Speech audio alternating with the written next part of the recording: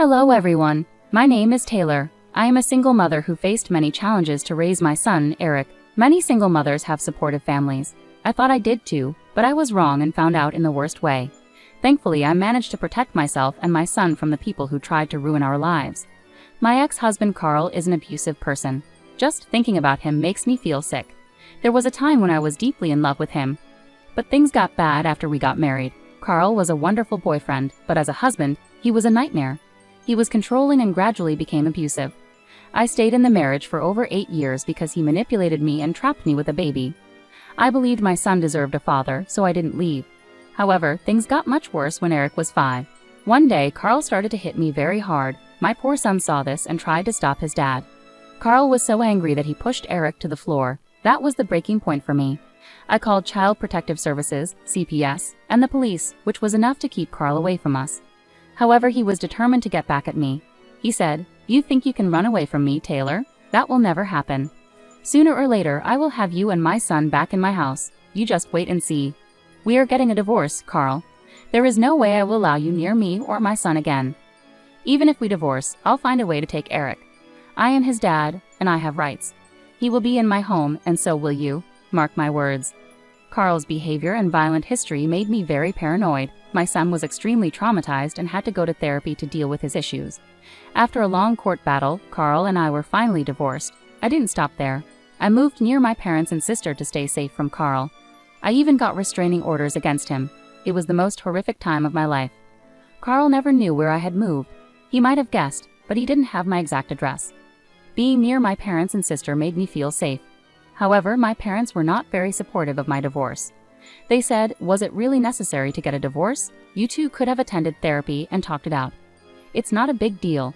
Poor little Eric had to lose his dad over your problems. That's so unfair. He must be devastated not being able to see his dad." "Are you serious right now? Carl used to beat me up, Mom, and he even hit Eric when my son tried to protect me. How can you not see what a monster Carl is? Mom, Dad, you need to be more understanding of Taylor. She has been through a lot. You have no right to make her feel guilty. She did the right thing," my sister said. At first, Mom and Dad would talk to me about letting Eric see his dad, but I never allowed it. My parents were never happy with my decision. They'd always said, "Why don't you let Carl visit Eric? He must miss his son." How would you feel if I wasn't around when you were growing up? I know I would have been devastated. Taylor, you grew up in a home with 2 parents. You can't be so selfish with Eric. He deserves the love of his father. Soon he will start resenting you for not allowing his father to be in his life. What are you even talking about? Eric is terrified of his dad. He begs me never to let Carl near us again. Neither of us wants anything to do with him. You may be letting Carl's bad actions color your view. You shouldn't have involved Eric in your problems. He's scared of Carl because you've made him that way. That's unfair, Dad. If Carl was a good man and a loving father, he wouldn't have hurt me in front of Eric, or at all. No matter how hard I tried, they never agreed with my decision. Over time, though, they seemed to accept it. They became close to Eric and did a great job as grandparents. Eric also formed strong bonds with them and his aunt, Blair.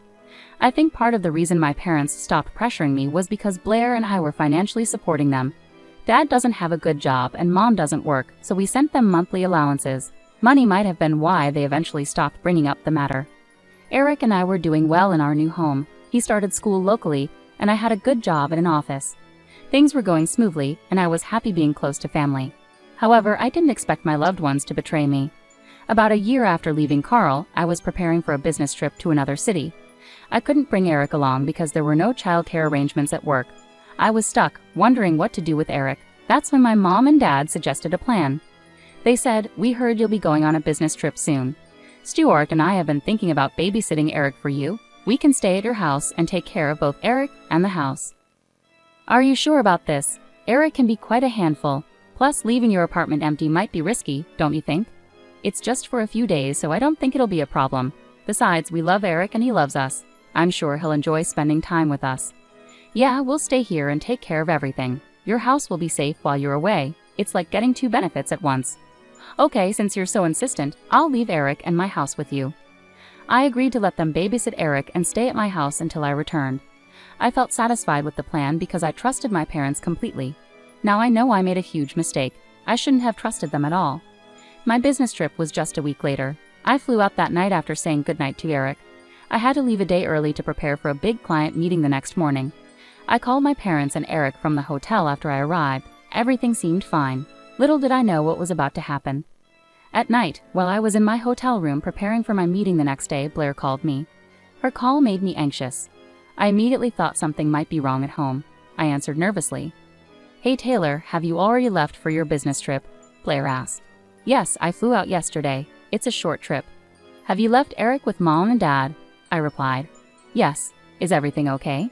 "They're staying at your house with Eric. They're taking good care of him, and he loves being with them," Blair said. "Taylor, I don't know how to tell you this, but I think you made a mistake leaving Eric with them. I don't think they have good intentions. Something doesn't feel right," Blair continued hesitantly. "What do you mean? Tell me what's going on. You're scaring me, Blair," I urged, feeling a knot in my stomach. "I think Mom and Dad might try to take Eric to see Carl. They've been against your decisions about the restraining orders and your divorce. I have a bad feeling they might try to reunite Eric with him," Blair explained. "What? No, they can't do that. There must be some misunderstanding. They didn't approve of my divorce, but they wouldn't side with someone who abused me," I protested in disbelief. "I understand you trust them, but please stay cautious. If you need anything, I'm here for you. Remember that," Blair urged. "Thanks, Blair. I'll keep that in mind." "Don't worry," I replied. Blair's words lingered in my mind, unsettling me deeply. I couldn't shake off the unease, so I decided to call my parents and check in with them. I said, "Hey, Mom, can you pass the phone to Eric? I miss him a lot and want to talk." "Sure, Taylor. Just a moment," Mom replied. "Mom, are you there?" "Hi, Eric. I just wanted to check in. Is everything okay? Are you having fun?" I asked. "Mom, I need to tell you something. Grandma and Grandpa have called the dad." "Oh no, my phone's about to die. I'm so sorry, Taylor. I have to charge it now. Why don't you call back later? Eric's fine and playing with us. Don't worry about a thing. Take care. Bye." Something about Eric's attempt to speak and how Mom quickly ended the call made me suspicious. My mind raced, so I decided to review the security camera footage. I didn't have cameras inside, but I did outside. To my shock, there was my ex-husband's car in the driveway. I watched the footage and saw my mom opening the door for him. After watching the footage, I was furious and scared for Eric's safety and my own. Carl wasn't supposed to know where we lived. I had a restraining order against him. He should never have been near my son. I immediately called my parents in anger, recording the call. "Mom, why is Carl at my house? What's going on? Who gave you permission to let him in?" "Taylor, you need to calm down. Carl isn't here." "Why would you think that?" My mom replied defensively. "Mom, I can see his car parked in my driveway. Did you forget I have security cameras outside?" "I saw you open the door for him," I insisted. There was a long silence on their end. Neither of them said a word. I could sense I had caught them off guard, but what happened next shocked me even more. "Look, I understand you're upset with Carl and us, but you're being unreasonable. You need to give us some understanding. I'm very disappointed in you, Taylor. You can't keep a son away from his father. Eric needs Carl in his life. You're not being a good mother. Please tell me you're joking. Carl physically abused me. He even hurt Eric when he tried to protect me. How can you allow Carl back into his life? I have a restraining order against him, for God's sake." "That was in the past, Taylor. People can change. Your restraining order was causing issues. So yes, your mom and I decided to step in.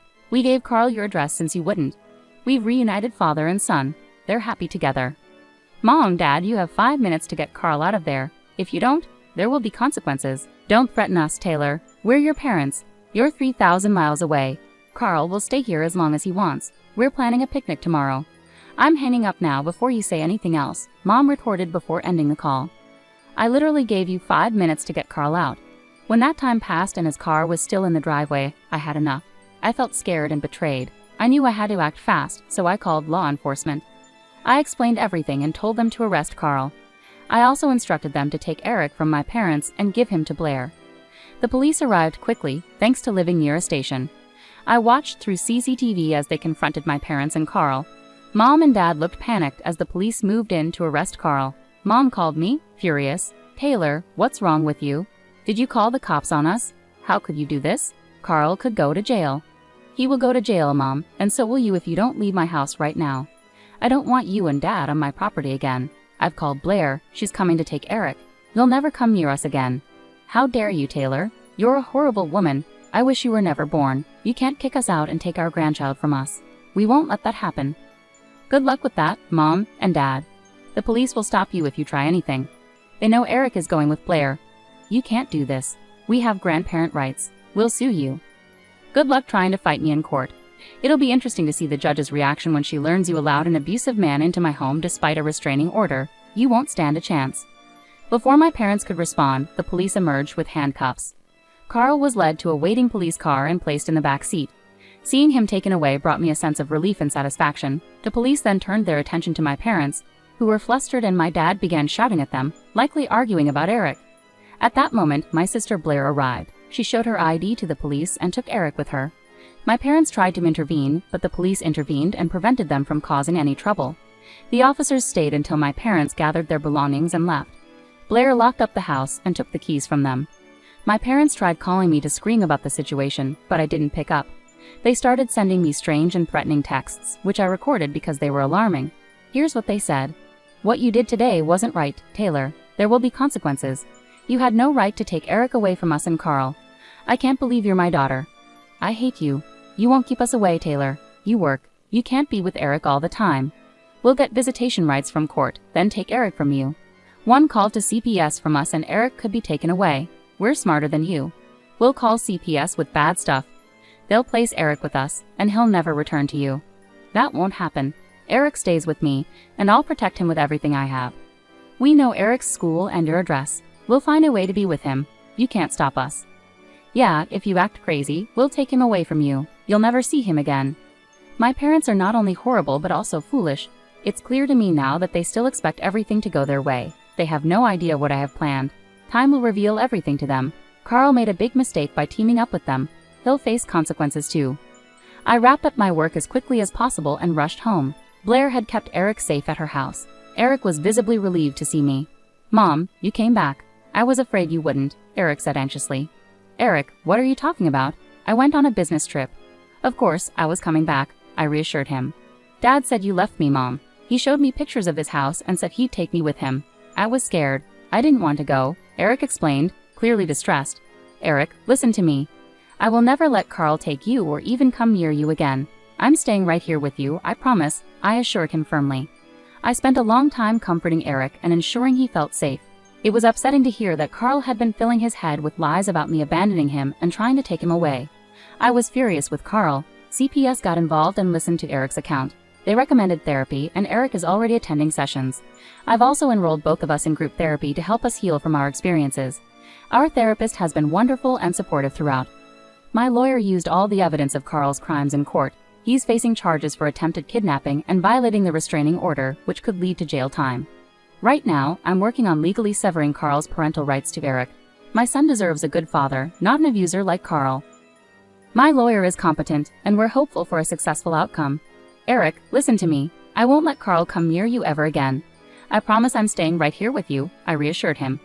I spent a long time comforting Eric and making sure he felt okay. Carl had been saying hurtful things to Eric, like I abandoned him and Carl was going to take him away. I was really angry at Carl for spreading lies. Child Protective Services, CPS, got involved and listened to Eric's side of the story. They suggested therapy for him, and he's already attending sessions. I've also joined group therapy with Eric to help us both heal from what happened. Our therapist is really supportive and helps us work through our feelings. All the evidence of Carl's crimes was used by my lawyer in court. He's facing charges for trying to kidnap Eric and violating a restraining order, and he might go to jail. Right now, I'm working on making sure Carl loses his rights to be Eric's father. My son deserves a good dad, not someone who hurts him like Carl. My lawyer is very good, and we're hoping the legal process goes smoothly. My parents tried to sue me for grandparent rights, but the judge quickly dismissed their case when they saw my evidence and the texts my parents sent.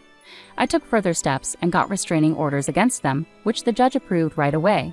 I've moved with Eric to a different state because I got promoted at work to a higher position in a new city. It helped me get away from my parents. Blair visits us sometimes, and she's also cut off contact with our parents and might move closer to me soon. My parents are struggling financially now that Blair and I have stopped helping them out. They had to find extra jobs, and lawyer fees drained their savings, making them unstable. Meanwhile, Eric and I are doing really well in our new environment. I have no plans to reconnect with my parents